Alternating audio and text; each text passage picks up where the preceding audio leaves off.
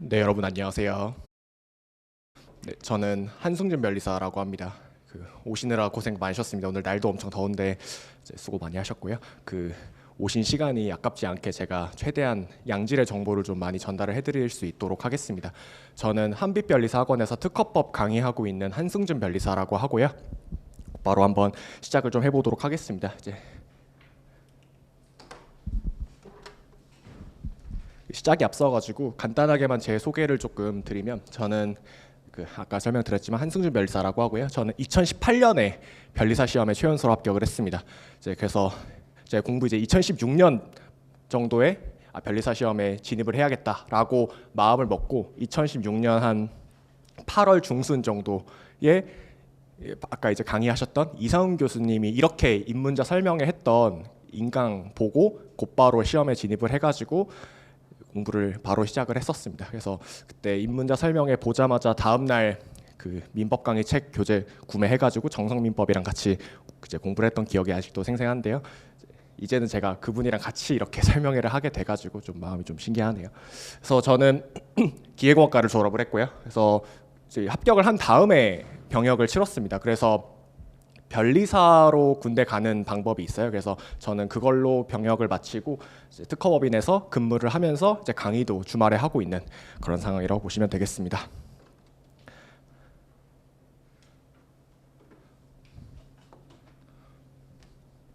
그래서 저는 특허법 강의를 하고 있고 실무적으로는 기계나 전자장치, AI, BM 발명 이런 각종 전자 또는 이제 기계 분야 발명에 대해서 특허 출원 업무를 담당을 하고 있고요. 상표나 디자인 컨설팅 업무도 같이 진행을 하고 있습니다. 그래서 주로 스타트업이나 중소기업의 특허 포트폴리오를 작성하는 그리고 구축해주는 그런 업무를 많이 담당을 하고 있습니다. 그다음에 이제 제가 쓴 책들인데요. 1차 시험 대비용 책도 있고 이제 2차 시험 대비용 책도 있고 이렇게 여러 가지 책을 쓰면서 강의를 같이 진행을 하고 있습니다. 이걸 제가 준비를 어떻게 해야 여러분이 좀 효과적으로 이해를 할 수 있을지 좀 고민을 많이 하면서 이 강의를 좀 준비를 했는데요. 사실 이 변리사 시험에 진입을 했지만 여러분은 제가 여러분 입장이었을 때는 변리사가 어떤 직업인지 잘 몰랐거든요. 그래서 제가 뭐부터 좀 설명을 드리려고 하냐면, 변리사가 뭘 하는지 그 업무가 무엇인지를 먼저, 이게 왜 필요한지 먼저 설명을 드리고 그 다음에 이제 변리사가 그래서 무슨 일을 대리하게 되는지 그 다음에 한번 설명을 한번 드려보도록 하겠습니다. 다음에 이제 산재법 공부 방법, 우리 결국에 시험 봐야 되잖아요. 그래서 1차 시험에서 필수적인 과목 중에 2개인 산재법 그리고 자연과학개론 관련해서 몇 가지 팁을 좀 드리는 방식으로 진행을 하도록 하겠습니다. 이 그림이 하나 있는데요. 지식재산권이라는 개념이 있어요. 지식재산권. 바로 뒤에서 예시를 들면서 제가 설명을 드릴 건데, 지식재산권이라는 거에는 이제 산업재산권이라는 것도 있고 저작권이라는 것도 있고 신지식재산권이라는 것도 있어요. 예시를 한번 들어볼게요. 어떤 회사에서 엄청난 이제 연구 개발을 통해서 자동차라는 제품을 하나 만들었습니다. 그 제품을 만들어 가지고 시장에 출시를 해요. 시장에 출시를 하면은 어떻게 될까요? 그 제품이 엄청 좋은 제품이라면은 그 제품을 따라서 만드는 사람들이 엄청 많이 등장하겠죠.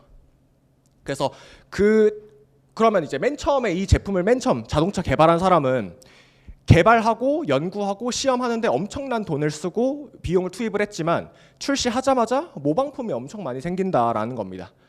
그래서 이 제품을 출시를 했을 때 이 제품에 관한 권리를 다각적으로 보호할 필요가 생기게 되는데, 예를 들어서 이런 겁니다. 자동차라는 게 있으면 거기에서 브레이크 시스템, 자율주행 이런 기술 있죠. 이런 기술은 특허라는 권리로 보호를 해줍니다. 또 이 자동차가 있을 때 이런 외관 있죠. 외형에 관한 애들은 디자인이라는 권리로 또 보호를 해줍니다. 그리고 자동차 제조사 있죠. 현대차, 벤츠 이런 제조사 있죠. 이런 제조사 명칭, 우리가 특정 제조사를 들었을 때 그 제조사는 되게 신뢰할 만한 제조사야, 믿을 만한 제조사야, 이런 생각을 또 하게 된다는 거죠. 그래서 그런 생각, 우리가 가지게 되는 어떤 제조사에 대한 신용, 신뢰를 보호하기 위한 것은 상표에서 보호를 하고 있습니다.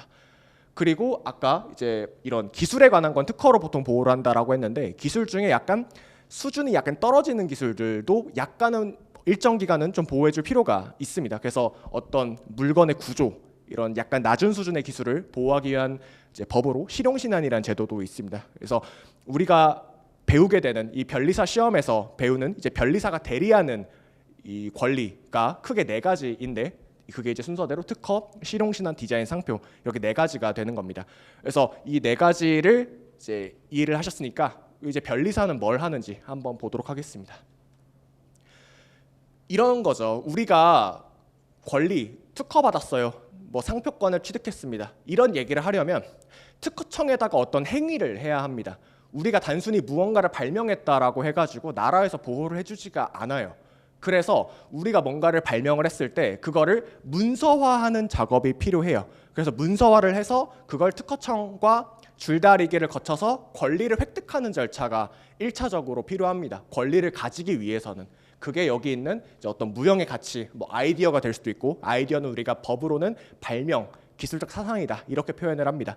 그래서 아이디어 또는 뭐 디자인, 수요자의 신용, 이거는 뭔가 다 추상적인 것들이잖아요. 뭔가 딱 정확히 뭐가 잡히는 그런 것들이 아니죠. 그래서 우리가 무체재산권이라고 부릅니다. 무체재산권. 그래서 이런 것들에 대해서 문서화하는 작업, 여기 이제 제가 파트 1이라고 써놓은 거 있죠. 문서화하는 작업에 대해서 대리하는 게 변리사의 첫 번째 임무 중에 하나입니다. 그래서 대부분의 변리사는 이런 업무를 하고 있습니다. 어떠한 무형의 가치가 있을 때 그게 국가가 공인해주는 특정한 법적 권리로 변환해주는 일, 그게 첫 번째로 변리사가 담당하는 임무가 되고요. 등록 권리가 그래서 이제 특허권, 뭐 실용신안권, 디자인권, 상표권 이런 네 가지의 권리가 있는데, 이 네 가지의 권리를 그냥 받아놨다고만 해서 사람들이 써주지 않아요. 왜냐하면은 이 어떤 특허 제도, 이 변리사가 사용하는 지식재산권 제도라는 것은 돈이 돼야 결국에 쓰는 거거든요. 돈이 돼야 그 제도를 이용하죠. 돈도 안 되는데 그냥 특허 받았다고 해서 누가 그 제도를 이용하겠어요? 결국에 돈으로 그걸 가치로 변환할 수 있기 때문에 사람들이 그 제도를 이용하는 겁니다. 그래서 등록 권리를 가지고 나중에 분쟁이 일어날 수도 있고요. 라이선싱을 하게 되는 경우도 있습니다. 내가 어떤 특허를 가지고 있는데 어떤 사람이 내 거랑 비슷한 걸 만들어요. 그러면 내가 저 사람한테 가서 너 내 거 쓰지 마 라고 할 수도 있어야 하고, 너 지금까지 만든 내 모조품에 대해서 너가 얻은 이익 다 나한테 돌려줘 라고 할 수도 있게 돼요. 그래서 이러한 어떤 법적 권리로 변환하는 절차가 한 번 더 발생을 하게 됩니다. 그래서 여러분이 나중에 공부를 하시게 되면은 크게 두 가지예요. 이제 어떤 무형의 가치가 있는데 그걸 이제 등록 권리로 바꾸는 작업, 그게 하나가 있고, 등록 권리가 있는데 그걸 가지고 실체적인 어떤 돈이라든지 어떤 사람에게 어떤 행위를 강요하게 되는 상황이 생긴다든지 그런 것으로 어떤 권리를 사용하는 그 파트로 두 개로 쪼개집니다. 그래서 여러분이 나중에 배우는 이제 산업재산권법은 크게 법이 각각 두 개로 쪼개져 있다. 변환하는 작업, 그걸 행사하는 작업, 그 두 개로 나뉘어져 있고, 변리사는 두 가지에서 모두 대리행위를 하게 되는 직업이라는 겁니다. 변리사가 그래서 하는 일은 크게 문서를 작성하는 일입니다. 쉽게 말하면 문서를 작성하는 일이고, 어렵게 얘기를 하자면 발명자가 이야기하는 기술적 사상을 이해를 해서 그걸 법률 문서, 이제 특허의 경우에는 특허 명세서라는 법률 문서로 변환하는 일을 이제 주로 하게 됩니다. 그래서 저는 사실 변리사 시험 공부하기 전에 잘 몰랐어요. 변리사가 글 쓰는 직업이라는 거를 모르고 이제 공부를 시작을 했었거든요. 그러다가 이 변리사 시험에 거의 합격할 때쯤 돼서야 알았어요. 아, 이게 결국에 글을 쓰는 직업이구나. 제가 국어를 되게 못했거든요, 중고등학교 때. 그런데 걱정하지 않으셔도 됩니다. 대부분의 이제 이과분들이 많이 진입을 하시는데, 그럼에도 불구하고 다들 잘 할 수 있습니다. 왜냐하면 그 뭐 소설책을 쓴다든지 이런 식의 문학적인 감성을 요구하는 게 아니라 기술적인 걸 객관적으로 표현하는 능력만 잘 갖추고 있으면 되거든요. 그래서 그런 일을 대리하는 게 이제 변리사가 하는 일이다. 그래서 변리사는 크게 업무별로 한번 좀 나눠봤습니다. 그래서 출원 업무, 뭐 분쟁 업무, 그 외 업무 이렇게 나눌 수가 있는데요. 아까 제가 설명드렸던 것 중에서 무형의 가치에서 등록 권리로 바꾸는 일이 하나 있다라고 했었죠. 이 파트 1에 해당하는 거, 그게 여기 있는 출원 업무가 되는 겁니다. 그래서 크게 이제 이게 인커밍, 뭐 아웃고잉, 국내 사건 이렇게 크게 세 가지로 나누고는 하는데요. 우리 등록 권리라는 거 있죠. 우리가 여러분이 지금 주민등록증이 있잖아요. 주민등록증을 가지고 있으면 어디서 효력이 있죠? 우리나라에서 효력이 있죠. 그거 뭐 외국에 가가지고 저 뭐 어디 주민인데 하면은 알아듣지도 못하잖아요. 그걸 이제 우리가 뭐라고 부르냐면 속지주의라고 부릅니다. 속지주의. 그래서 특허권, 상표권, 실용신앙권, 디자인권 이런 모든 지식재산권에 관한 권리들 있잖아요. 걔네들은 속지주의 원칙 때문에 우리나라에서 출원해서 등록을 받으면 우리나라에서만 효력이 있어요.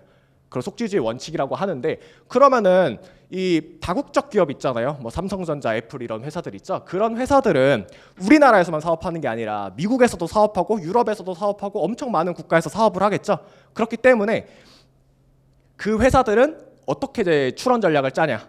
외국에서 출원한 걸 가지고 우리나라로 똑같은 기술에 대해서 또 특허를 받고 싶어하고, 우리나라에서 출원한 거 가지고 미국이나 유럽 이런 전 세계 다른 나라에서 또 특허를 받고 싶어한다라는 겁니다. 그래서 인커밍이라는 거는 어떤 거냐면 외국 기업이 우리나라로 들어오는 사건이에요. 외국 기업이 외국에서 먼저 특허 출원을 하고 그걸 이 조약이란 제도가 있습니다. 조약을 통해서 우리나라로 들어오는 제도, 들어오는 방법이 하나가 있는데 그게 이제 인커밍 사건이라고 부르고, 인커밍 회사에서 일하는 변리사들이 상당히 많이 존재합니다. 또 아웃고잉은 반대예요. 예를 들어서 이제 삼성전자 같은 우리나라 엄청 큰 대기업 있죠. 그런 기업들은 우리나라에서 먼저 특허 출원을 합니다. 그럼 그 특허 출원을 기반으로 해서 외국에 뭐 미국이 될 수도 있고 유럽, 일본, 중국 이런 나라들 있죠. 그런 나라들로 그 나라들의 이제 같은 권리에 대해서 또 특허를 받고 싶어 한다라는 거죠. 그래서 우리나라 걸 가지고 외국으로 뻗어나가는 그런 특허 출원 업무를 대리하는 경우도 있는데 그걸 우리가 아웃고잉이라고 부릅니다. 또 다른 경우 예를 들어서 스타트업이에요. 아직 우리 회사가 얼마나 커질지 잘 모르겠어요.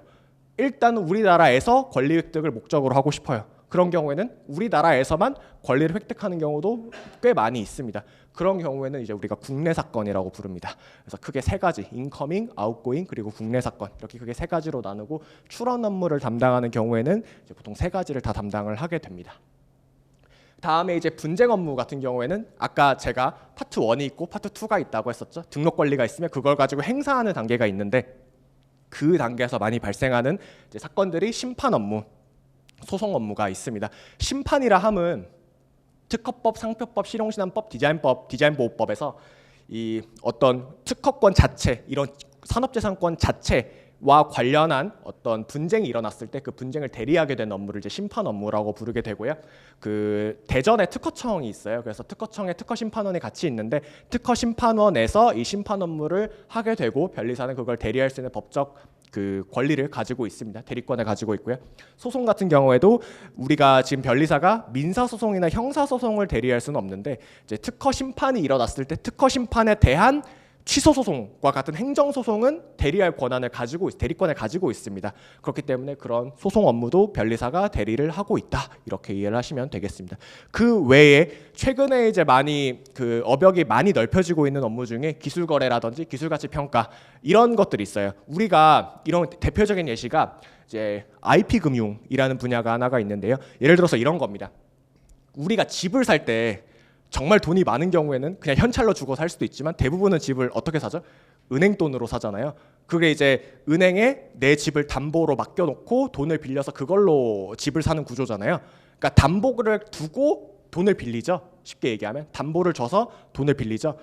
마찬가지로 특허권도 가치가 있는 특허권 같은 경우에는 여러 개의 특허권을 묶어서 이 5개의 특허권이 하나의 가치가 2천만 원 정도니까 합치면 1억 정도네? 그러면 너한테 8천만 원 빌려줄게. 이런 식으로 돈을 빌려주는 제도가 따로 있습니다. 정부 주도로 운영되는 이제 그런 제도인데요. 그런 기술 거래, 그걸 하기 위해서는 당연히 특허의 가치가 얼마인지 평가해야겠죠. 그게 이제 기술 가치 평가라는 겁니다.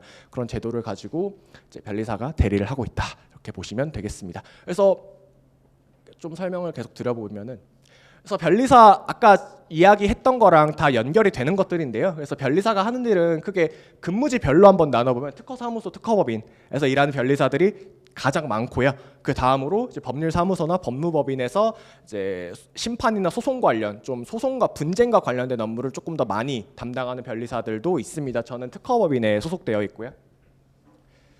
그리고 이제 인하우스 같은 경우에는 사내 변리사를 얘기를 합니다. 사내 변리사. 예를 들어서 이런 거죠. 삼성전자에서 특허 출원을 100건 하고 싶어요.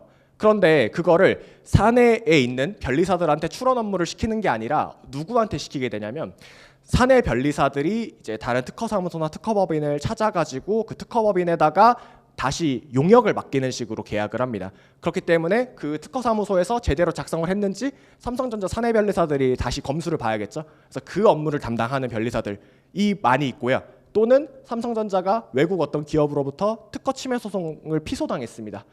실제로 이런 우리나라 대기업 같은 경우에는 매주 소송을 당해요. 뉴스로 안 나올 뿐이지 매주 소송당해요. 특허 소송을 매주 당합니다. 경고장이 거의 매일 그 회사로 날아오고 소송을 매주 당하는데 그거에 어느 정도는 다 대응할 필요가 존재하게 됩니다. 그래서 그거를 대응하는 사람들도 이제 인하우스 변리사들이 이제 그런 업무를 담당하게 된다라는 것입니다. 그래서 아까 얘기했던 IP 금융 같은 거 있죠. 이제 특허를 담보로 돈을 대출해주는 그런 제도. 그거 하려면은 변리사가 또 어디에 있어야 될까요?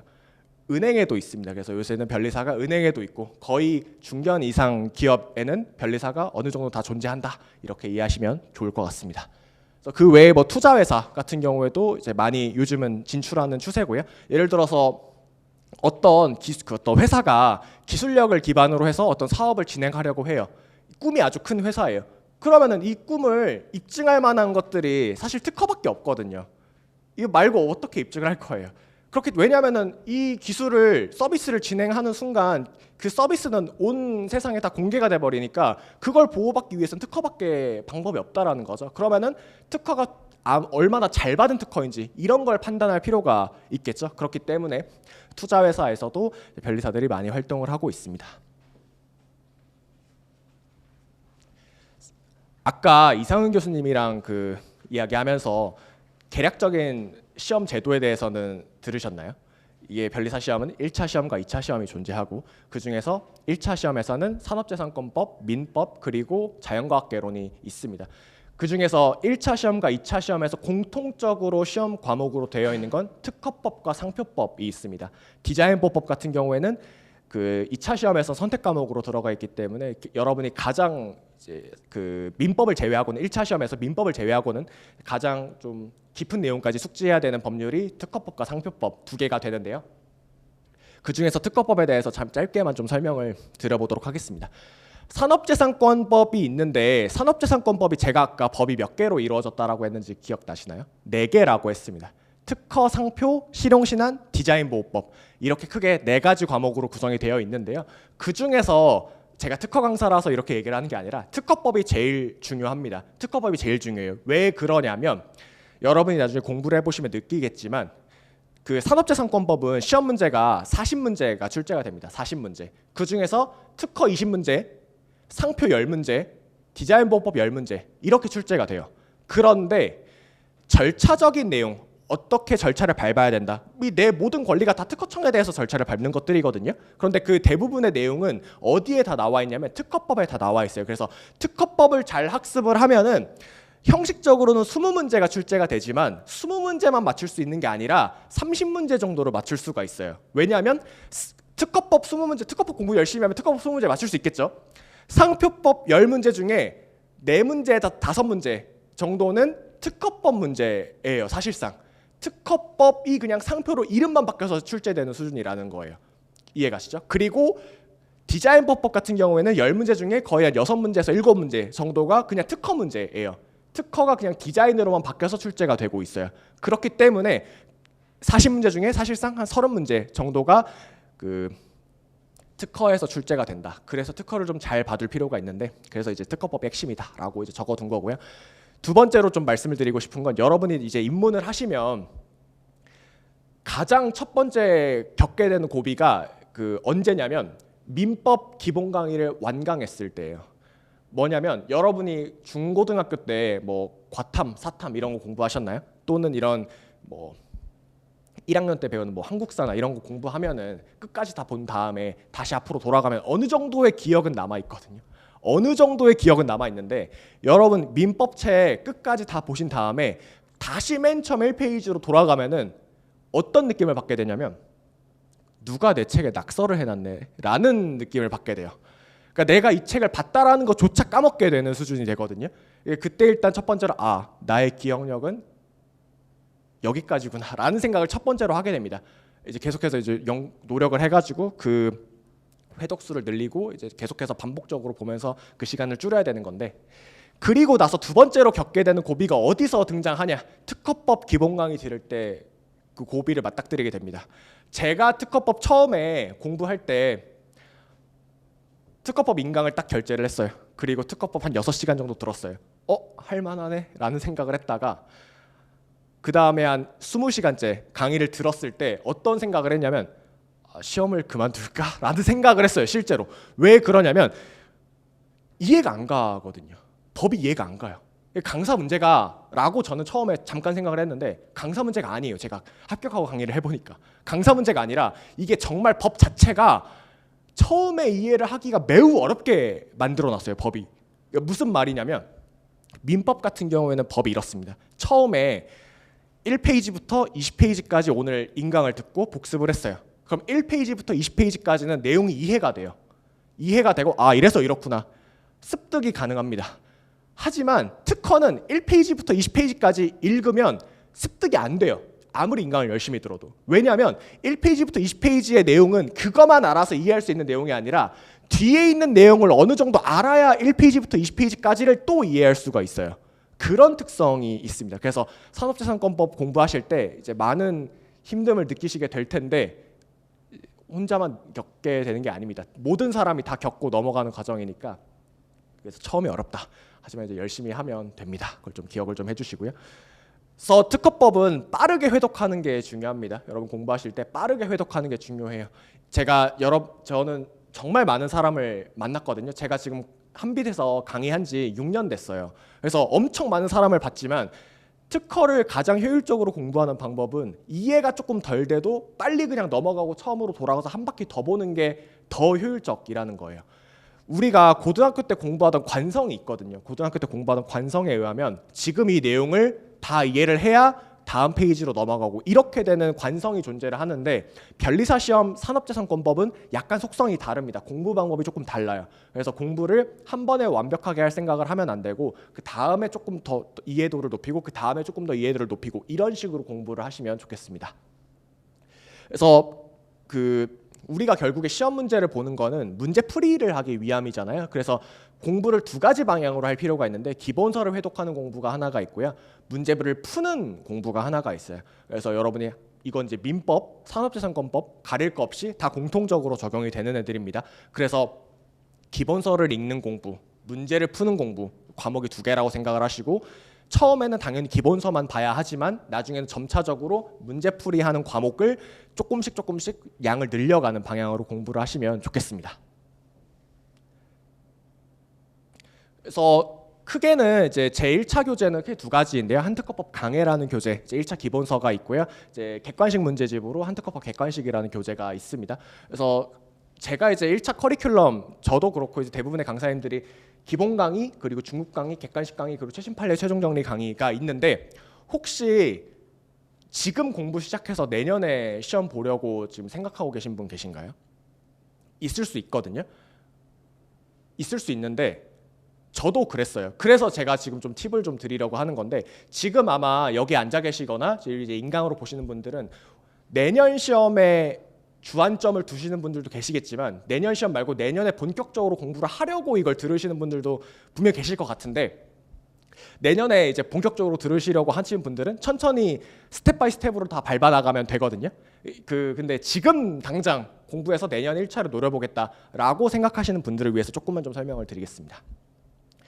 제가 아까 설명드렸지만 8월 중순에 시험 공부해야겠다라고 마음을 먹고 8월 말부터 본격적으로 딱 지금 시기부터 공부를 시작을 했었어요.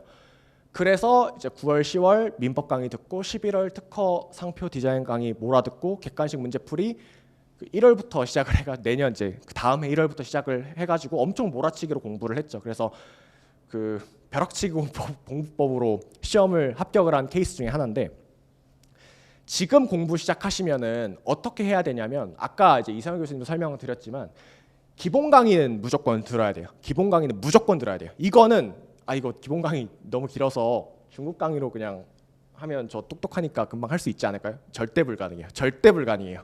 중급 강의는 맨 처음 듣는 사람을 타겟으로 만든 강의가 절대 아닙니다. 그래서 그런 일은 절대 하시면 안 되고요. 무조건 기본 강의를 들으셔야 됩니다. 기본 강의는 무조건 들으시고, 그리고 올해 내년 초에 나오는 판례를 좀 보충할 필요가 있어요. 이걸 이제 최신 판례라고 하는데, 변리사 시험 특성상 아까 민법 이제 설명하실 때도 말씀하셨지만 최근에 나온 판례들이 시험에 꽤 많이 나옵니다. 이 교재에는 올해 한 3월 정도까지 판시한 판례들은 다 수록이 되어 있어요. 근데 4월부터 올해 12월까지, 지금 올해 12월에 나올 판례가 뭔지는 저도 아직 모르죠. 그렇기 때문에 그때까지 선고되는 판례들은 보충할 필요가 있습니다. 걔네는 시험에 나올 수 있거든요. 그리고 걔네들은 특징 중에 하나가 뭐냐면 판례 내용을 눈에 발라놓고 가기만 하면은 곧바로 풀 수 있는 문제들이에요. 그래서 그건 반드시 올해 말에 나오는 것들을 이제 내년 초에 이제 열리는 최신 판례 강의로 보충을 할 필요가 있는데, 그거 보충은 최신 판례 강의에서 해야 됩니다. 그래서 이제 기본 강의는 다 수강을 하시고요. 그래서 이게 제 기본 강의 같은 경우에는 90강 정도 됩니다. 90강 정도 되고요. 90시간 정도예요. 90시간, 88시간, 89시간 이 정도 되는데, 그거 수강을 반드시 하시고, 그리고 마지막에 최신 판례랑 이제 최종 정리 강의 이렇게 수강을 하면은 되겠습니다. 이렇게 하면은 정말 단기 속성으로 합격을 할 수가 있거든요. 그래서 산재법 같은 경우에는 1차 합격만 하기 위해서는 아주 깊은 수준의 공부가 사실 필요하지 않아요. 왜냐하면은 뒤에서 보겠지만 오지선다로 되어 있는 문제에서 5개의 지문을 다 알아야 풀 수 있지 않아요. 80%만 알면 돼요. 왜냐하면은 문제에서 옳은 지문을 고르시오, 옳지 않은 지문을 고르시오, 이렇게 되어 있으면 운 좋으면 지문을 하나만 정확히 알고 있어도 풀리는 경우가 있고요. 아무리 내가 잘 몰라도 5개 중에 하나 모르고 4개를 알고 있으면 문제를 100% 정답을 맞출 수가 있거든요. 한 개 지문을 아예 몰라도 나머지가 다 정오를 가릴 줄 알면 합격할 맞을 수 있는 거잖아요. 그렇기 때문에 모든 지문 중에 80%만 알면 이제 산재는 다 맞을 수 있다라는 겁니다. 물론 제가 제 강의를 듣는다고 해서 다 맞는다라고 제가 단언하기는 어렵거든요. 왜 그러냐면 정신 나갈 것 같은 문제가 가끔 시험에 나와요. 저도 이거는 어떻게 풀어야 되지? 이런 문제가 가끔 나오거든요. 그런 문제를 맞추라고까지는 제가 말씀을 못 드리겠어요. 왜냐하면 그거 하나 맞추겠다고 하다가 딴 거 공부할 시간을 다 놓치거든요. 그래서 100점 맞아야 되는 시험이 아니기 때문에 합격 컷만 넘으면 되잖아요. 그렇기 때문에 그래서 크게 이제 기본 강의, 이제 최신 판례 강의 이렇게 크게 2가지에 이제 초점을 맞춰가지고 공부를 진행하면 되겠다, 이렇게 좀 말씀을 드리겠습니다. 그래서 이건 이제 제 1차 기본서인데요. 이제 1차 시험 대비용으로 특허법 교재가 상당히 많이 나와 있어요. 나중에 공부하시면서 특허법 강의 뭐 듣지 찾아보다 보면은 이제 분명히 드는 생각이 올 거예요. 강의가 되게 많네, 1차 책도 되게 많네 라는 생각이 들 건데, 이 중에서 실제로 실무적으로 그리고 학계에서 인용되거나 쓰는 책은 교과서가 딱 2개밖에 없습니다. 특허법 교과서 중에 강사 중에는 특허법 교과서 딱 2개밖에 없습니다. 이제 같이 강의하고 계시는 임병 변리사님 책이랑 제 책, 그리고 딱 2개만 이제 학계에서 인용이 되는 책들이고 나머지는 인용이 안 되거든요. 그래서 이 책은 상당히 이제 믿음직한 책이다, 이렇게 좀 말씀을 드리고, 그래서 이 책은 여러분이 한번 구매를 해서 보시면은 이제 1차 시험 대비용으로도 당연히 사용할 수 있는 책이고, 그리고 나아가서 2차 시험 대비용으로도 사용을 할 수 있는 책입니다. 여러분 1차 시험에서 제 강의를 안 들으신다고 만약에 하더라도 2차 시험 가면은 무조건 듣게 될 거예요. 왜냐면은 2차 시험 특허법에서 이 학원에서 제가 제일 수강생이 많기 때문에 듣게 됩니다. 그래서 나중에 들으실 때도 이 1차 기본서에 상세한 도해가 나와 있어서 그걸 가지고 참고해서 이제 수강을 하시면 좀 도움이 많이 될 것 같습니다. 그래서 그렇게 되고요. 이 객관식 문제집도 있습니다. 그래서 객관식 문제집은 크게 3가지 파트로 나뉘어져 있는데, 이제 OX 문제, 이제 확인 학습을 할 수 있도록 OX 문제가 있고요. 그다음에 기출 문제 해설, 상세한 해설을 덧붙인 기출 문제가 들어가 있고, 이제 창작 모의고사 3회분 이렇게 해서 400문제 더하기 이제 300개 OX 문제 정도로 구성이 되어 있는 책이니까요. 나중에 한번 확인을 해보시면 좋겠습니다. 1차 시험이랑 2차 시험 비교를 좀 해보면, 그래서 아까 제가 설명드린 거랑 똑같아요. 1차 시험 문제는 특허법 문제가 이렇게 나옵니다. 다음 중 틀린 지문을 고르시오, 다음 중 옳은 것은, 옳지 않은 것은, 이렇게 나오는데 이런 식이에요. 특허법 몇 조 몇 항에 따르면 진보성이라는 단어 용어가 있는데, 진보성은 뭐뭐 해야 된다. 다른 지문도 다 비슷하게 출제가 돼요. 그럼 이제 그 지문을 가지고 정오를 가리면 되는 문제예요. 쉽게 말하면 그냥 객관식이죠. 우리가 수능에서 봤던 객관식 문제랑 똑같습니다. 그러면 우리가 여기서 갖춰야 될 능력치는 뭘까요? 이거 보고 정오 가릴 줄만 알면 돼요. 근데 여기서 함정이 하나가 있는데 정오 가리기 위한 내용이 매우 많다라는 거예요. 민법이든 산재법이든 자연과학개론이든 내용이 너무 많기 때문에 우리가 시험 전날에 이 내용을 모두 알고 가는 게 불가능해요. 이걸 먼저 인정하고 가야 되거든요. 모든 내용을 시험 전날에 생생하게 기억한 채로 시험장에 들어가야지 그런 일은 가능하지 않아요. 저도 못해요, 그거는. 그래서 여러분이 어떻게 좀 공부를 하시면 좋겠냐면 문제를 이제 기본 강의 들으시고 문제를 푸실 때 어떻게 진행을 해야 되냐. 기본서를 읽고 그 단원에 대응되는 문제를 바로 풀면 안 돼요. 무슨 말이냐면 특허법에 뭐 1단원, 2단원, 3단원, 4단원 이렇게 있다고 칠게요. 특허법 1단원 공부를 했어요. 30분 쉬다가 1단원 문제를 풀어요. 그렇게 하면 안 된다고요. 그렇게 하면은 방금 내가 눈에서 발라놨던 걸 그냥 확인하는 연습밖에 안 되는 거예요. 그건 누구나 다 할 수 있거든요, 사실. 우리가 해야 되는 건 뭐냐면 이거 본지 되게 오래됐는데 이거 답이 이런 논리에 따르면 이렇게 되는 거 아니었나? 이렇게 추론하는 능력을 길러야 돼요. 무슨 말이냐면 내가 오늘 1단원을 공부를 했어요. 그리고 나서 한 일주일에서 2주 정도 시간 간격을 둬요. 그리고 나서 문제를 풀어야 됩니다. 그렇게 하면은 이거 내가 언제 봤던 것 같은데 이거 답이 뭐였지? 이런 식으로 자꾸 어떤 능력이 길러지면 희미한 기억에 의존해서 문제를 해결하는 능력이 갖춰집니다. 우리가 이 능력을 결국에 길러야 해요. 맨 처음에 설명드렸지만 모든 내용 다 알고 시험장 들어가는 게 불가능하기 때문에 계속해서 연습해야 하는 것들이 희미한 기억에 의존해서 문제를 푸는 능력, 이걸 좀 기억을 하시면 좋겠습니다. 저는 1차 시험을 되게 빠르게 합격을 했어요. 즉 8월 말에 공부를 시작을 해가지고 합격을 한 거니까요. 그런데 거기서 제일 주요한 전략 중에 하나가 이렇게 희미한 기억 가지고 문제 푸는 능력을 계속해서 훈련한 거, 그게 제일 중요했습니다. 저는 시험 전날에 민법을 한 번 다 못 봤어요. 한 3일 전부터 나눠서 봐서 겨우 다 봤어요. 그런데도 그렇게 볼 수 있었던 거는 3일 전에 봤지만 내가 그 희미한 기억 가지고 푸는 능력치는 있었다는 거예요. 그래서 그런 식으로 공부를 하시면 좋겠습니다. 이게 이제 1차 시험 공부 방법이고요. 2차 시험은 그럼 출제가 어떻게 되냐면 특허법에 이런 게 있어요. 일사부재리 원칙이라는 제도가 있어요. 일사부재리 원칙이라는 원칙이 있는데 그냥 대뜸 이거에 대해서 설명하시오. 이렇게 문제가 나와요. 이렇게 문제가 나오면 이제 10점 이렇게 되어 있죠. 10점이라고 하면은 A4 2차 시험 답안지는 어떻게 구성이 되어 있냐면 A4 기준으로 28줄이 있어요. 한 페이지에 28줄을 쓸 수 있게 되어 있어요. 그래서 그거를 작성하면 되는데 10점이라고 하면은 한 페이지 반 정도를 채워야 됩니다. 한 페이지 반 정도. 그러면 일사부재리 원칙에 대해 설명하시오 하면은 여러분이 일사부재리 원칙에 대해서 막 학습을 했어도 한 페이지 반을 이걸 어떻게 쓰지? 이렇게 되거든요, 처음에. 그래서 이걸 어떻게 작성해야 되는지, 내가 아는 걸 어떻게 풀어내야 하는지, 예를 들어서 1번에 이게 의의가 뭐고 이런 제도가 존재하는 취지는 도대체 뭔지 쓰고, 이걸 적용하기 위한 요건은 뭔지 목차를 쓰고 그 내용을 쓰고, 이걸 만약에 위반했을 때, 원칙을 위반했을 때는 어떤 문제가 발생하는지 위반시 취급을 쓰고 그 내용을 쓰고, 이런 식으로 목차를 잡는 방식으로 문제를 해결을 하게 됩니다. 그래서 2차 시험은 쓰는 공부라는 거예요. 쓰고 말로 하고 이런 식으로 공부를 해야 됩니다. 그래서 비교를 한번 해보면, 그래서 1차 시험은 조문과 판례 법리 OX를 판별할 수 있기만 하면 되거든요. 그래서 1차 시험에서 80%의 정확도만 갖추고 있으면 문제를 맞을 수가 있습니다. 반면에 2차 시험을 위해서는 조문과 판례 법리를 쓸 수 있어야 돼요. 판례가 뭐라 했다라는 그 논리를 쓸 수 있어야 돼요. 쓸 수 있으려면 어떻게 해야 될까요? 말로 할 수 있어야 쓸 수 있습니다. 우리가 눈을 감고 판례를 주룩주룩 막 얘기할 수 있어야 답안지에 쓸 수 있어요. 그쵸? 여러분 그 애국가 한번 생각해 보세요. 애국가 1절 다들 외우고 있잖아요. 하지만 그 애국가 1절 입으로 할 수 있으니까 쓸 수 있는 거예요. 그냥 쓰라고, 입으로 할 수 없는 사람한테 그냥 쓰라고 하면 못 쓰거든요. 똑같은 논리입니다. 우리가 뭔가를 이제 2차 시험 답안지에 현출을 하기 위해서는 말로 할 수 있어야 해요. 그래서 그런 차이가 크게 존재합니다. 그래서 나아가서 이제 2차 시험에서는 조문과 판례 적용 국면을 좀 이해할 필요가 있습니다. 산재법 설명은 이 정도 좀 드리면 될 것 같고요. 자연과학개론 관련해서 잠깐만 팁을 좀 드리도록 하겠습니다.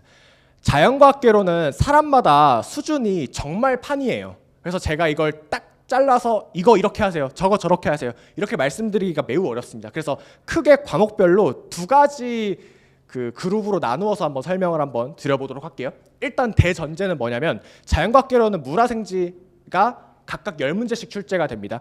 난이도가 한 대학교 1학년 정도 수준인 것 같아요. 대학교 1학년 일반 물리 수준 정도, 일반 화학, 일반 생물 이런 정도 수준으로 출제가 되고 있는 것 같은데요. 대전제는 하나도 놓치면 안 돼요. 하나도 놓치면 안 돼요. 점점 1차 시험 경쟁률이 빡세지고 있습니다. 점점 사람이 많아지고 있어요. 점점 더 많은 공부를 해야 1차 시험 합격할 수 있게 이제 시험이 변하고 있어요. 그래서 절대 하나도 놓치면 안 됩니다. 모든 과목을 다 해야 됩니다. 물화생지를 다 공부해야 돼요. 그래서 다 공부를 하시되 개인의 베이스 어느 정도 내가 기본적인 소양이 있는지에 따라서 나눠서 이제 보면 되는데요. 일단 이 베이스를 판별하는 가장 쉬운 방법은 올해 치러진 1차 시험 기출문제를 산업인력공단 큐넷 홈페이지 가가지고 한번 뽑아보세요. 뽑아가지고 자연과학개론이 이제 1번부터 10번 이제 물화생지 순서대로 나오거든요. 그걸 뽑아가지고 충분한 시간을 할애를 해가지고 한번 풀어보세요. 한번 풀어보시고 물리는 시간을 충분히 두니까 10문제 중에 한 3문제에서 4문제 정도는 맞네. 뭐 생물은 아무것도 못 풀겠네. 화학은 한 2문제 정도 맞네. 뭐 이렇게 판가름이 되겠죠. 뭐 지구과학은 뭐야 돌멩이 나오고 난리가 났네. 뭐 이렇게 되겠죠. 그러면은 그거 따라서 내가 이 정도는 베이스가 있구나. 이건 내가 기본 강의를 들어야겠구나. 보통 판단이 섭니다. 보통 판단이 서요. 물리 같은 경우에는 저 이제 기계공학과를 나와가지고 이제 원래 물리 소양이 조금은 있었어요. 그리고 제가 수능 본 지 얼마 안 돼서 곧바로 공부를 시작했어가지고 당시에 물리는 어느 정도 소양이 있어서 물리는 곧바로 이제 문제만 풀었었거든요. 그래서 이런 과목별로 여러분이 수준을 스스로 체크를 하셔가지고 2가지 그룹으로 나누면 좋겠는데, 첫 번째로 하나도 못 풀겠어. 시간을 엄청 많이 줬는데도 하나도 못 풀겠다. 그러면 기본 강의부터 들어야 됩니다. 기본 강의부터 들어야 되고요. 그게 아니면은 어느 정도 베이스가 있는 것 같다 하면은 이제 기본서를 혼자 그냥 구매를 하셔가지고 거기에 수록되어 있는 문제부터 풀고 그 다음에 객관식 문제를 풀면 좋겠습니다. 그래서 자연과학개론의 시간을 충분히 투자를 많이 해야 돼요. 왜냐하면 되게 중요한데 과목이 3개잖아요. 크게 말하면 3개잖아요. 민법, 산재법, 자연과학개론이잖아요. 그런데 민법이랑 산재법은 공부를 많이 하면 점수가 어느 정도 다 나와요. 사실 80점 이상씩 나와요. 공부를 열심히 하면은, 열심히 했다는 전제하에. 그런데 자연과학개론은 그렇지 않아요. 한 40점, 한 30점 이런 사람들 많거든요. 자연과학개론의 가장 큰 함정이 40점 떨어지면 과락이라서 채점을 그냥 안 해줘요. 더 이상. 그래서 자연과학개론은 최근 경향으로 따져봤을 때는 합격을 하려면 자연과학개론에서 60점 정도는 받아야 됩니다. 60점. 60점 받으려면 모든 내 이제 물화생지 각각 10개 중에 평균적으로 6개 이상씩 맞아야 되는 거잖아요. 10개 중에 6개 이상씩. 그거 생각보다 어렵다는 거예요. 시험이 되게 어렵게 나온 경우도 상당히 많거든요. 그렇기 때문에 물화생지에 충분한 시간을 할애를 하시면 좋겠습니다. 제가 추천드리는 방법은 민법 기본 강의 시작하실 때 물화생지 중에 내가 가장 약한 과목, 지구과학은 그 시험 직전, 시험 한 4-5달쯤 전부터 이제 시작을 해도 충분한데 물리화학, 생물 같은 경우는 미리미리 시작을 좀 해두는 게 좋습니다. 지구과학 그렇게 말씀드리는 이유는 양이 그나마 좀 제일 적어서 그래요. 물화생은 양이 엄청나게 많습니다. 특히 물리랑 화학의 양이 엄청나게 많습니다. 문제 풀이도 좀 스킬을 연습을 해야 되고요. 그래서 민법 기본 강의 수강을 시작하면은 하루 종일 법 과목에 절여지면 저녁마다 기분이 안 좋아져요. 보통 기분이 많이 안 좋아지니까 공부를 하시다가 법 과목 공부가 끝났어요. 그러면 저녁 먹고 나서부터는 자연과학을 조금 보는 거예요. 법 과목 공부를 하다가 자연과학 공부를 하면은 미친놈이라고 생각하실 수도 있는데 약간 힐링되는 그런 게 있습니다. 그래서 여러분 그렇게 좀 공부를 하시면 확실히 이제 집중도에 도움이 됩니다. 그래서 법과목 공부하실 때 자연과학 딱 1개 정도 더 하시면 안 돼요. 1개. 왜냐하면 법 과목도 로드가 상당하기 때문에 과목 1개 정도, 자연과학 1개 정도 같이 공부를 하시면 좋겠습니다. 네, 그 정도 설명을 드리고요. 그래서 여기 제가 이제 그 Q&A를 좀 받으려고 하는데요. 이제 지금 질문을 하셔도 괜찮고 여기 QR 코드 사진으로 핸드폰 카메라로 한번 해보시면은 1대1 카톡방으로 넘어갑니다. 그래서 그걸로 이것저것 질문해 주셔도 제가 최대한 답변을 많이 드리도록 하겠습니다. 그리고 이제 이메일로 주실 분들 같은 경우에는 여기로 이메일 주시면 제가 빠르게 답장 드리고 있으니까요. 그렇게 활용 한번 해보시면 좋겠습니다.